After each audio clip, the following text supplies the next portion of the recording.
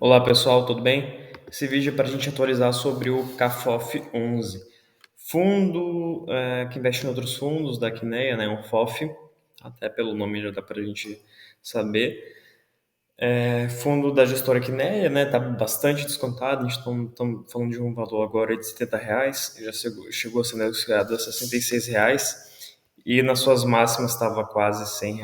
Então, se a gente pega o gráfico de 30 dias, ali a mínima foi em dezembro, dia 19, e agora já deu uma recuperada até, não tanta comparado a outros fundos, mas já subiu aí quase 7%, 6%, tá? Voltou a cair um pouco nos últimos dias, desde o dia 8, e vamos acompanhando, né? Então, estamos falando de um PVP de 0,83, então é um valor, é um fundo negociado que o valor patrimonial dele já é negociado o que ele tem, então acompanha o preço dos CRIs que tem, acompanha o preço dos fundos imobiliários que tem, e aí a gente vê um duplo desconto, né? Porque tem um desconto do que ele tem dentro do fundo e ainda tem um desconto do próprio fundo, que a gente vê aqui, né? 0,83. Isso a gente consegue ver até no relatório.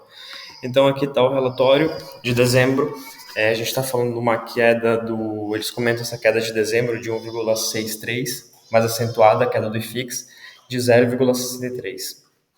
A cota patrimonial do CAFOF variou de R$ 84 no final de novembro para R$ 81,93 ao final de dezembro. E a cota de mercado teve queda de 6,13% no mês, né? Então aqui alguns comentários de performance do CAFOF, aqui. Só interessante que eles comentam isso, né? Mostra a volatilidade do ativo. Que eles comentam nesse descasamento entre o valor de mercado e o valor patrimonial já ocorreu nos últimos anos. Historicamente, os investidores que compraram nesse nível de desconto foram recompensados via ganho de capital. Então já a gente consegue ver isso de forma com números, né, com gráfico. Ok, vamos subir mais um pouquinho, ver se tem mais alguma coisa interessante. Não, aqui dá para a gente pular.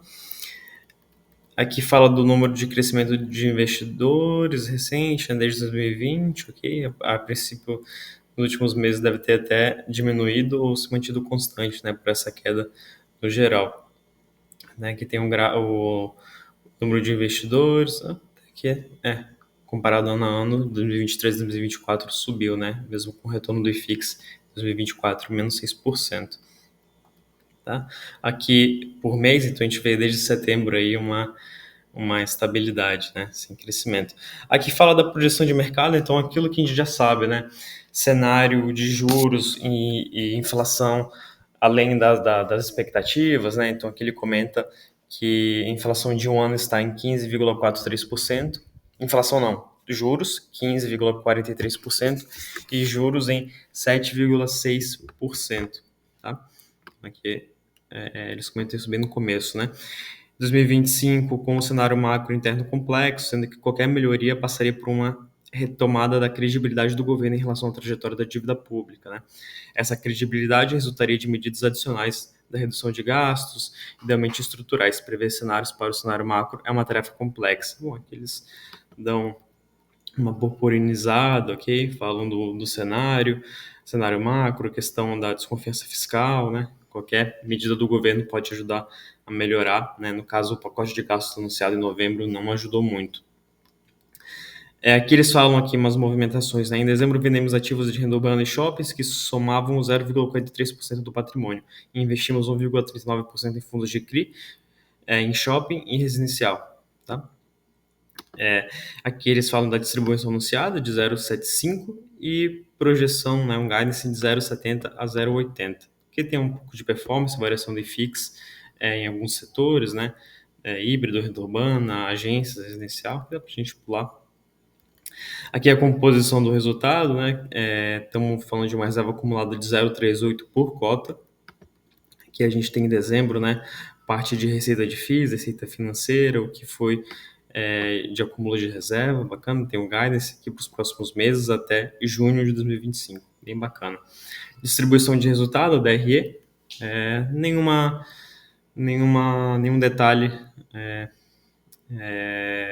expressivo, né, diferente dos últimos meses, né, teve a receita financeira, temos a receita dos CRIs, né, despesas aqui, e aí fez esse resultado né, distribuição de 104,5%.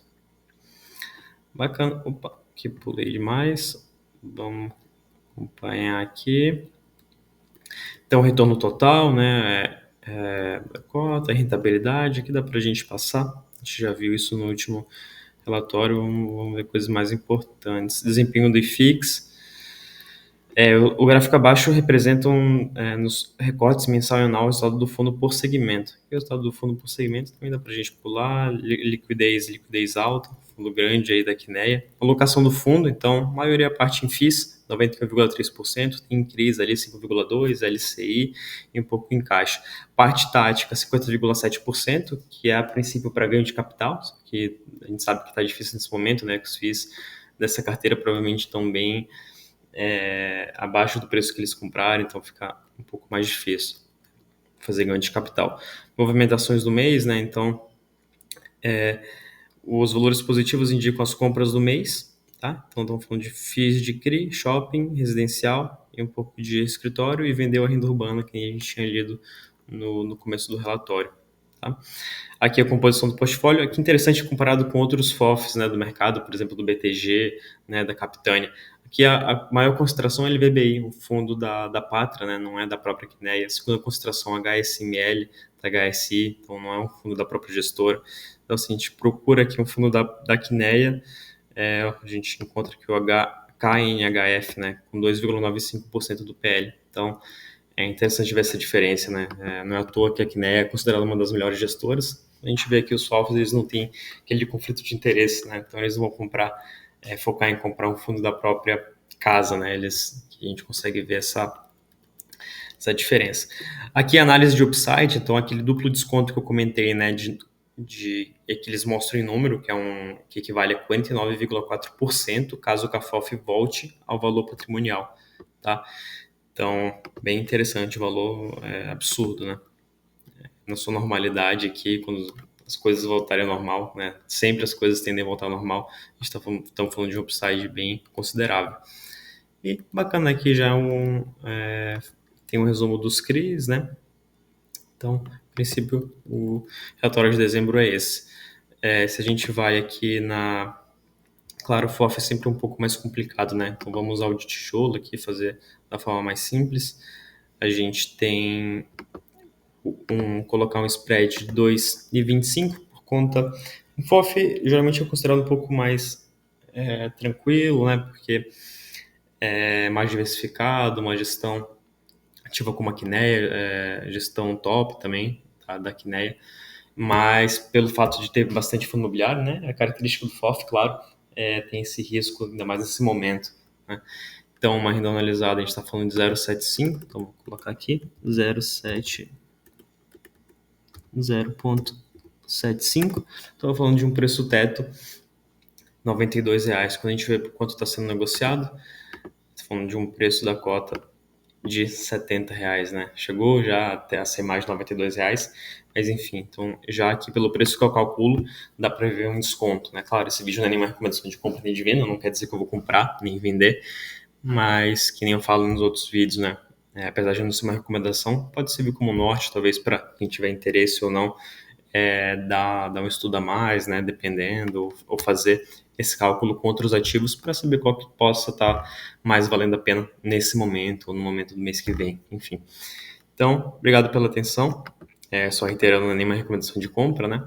Mais um estudo que eu faço com vocês, um cálculo para nortear, dependendo da estratégia de cada um. Então, obrigado pela atenção e até o próximo vídeo.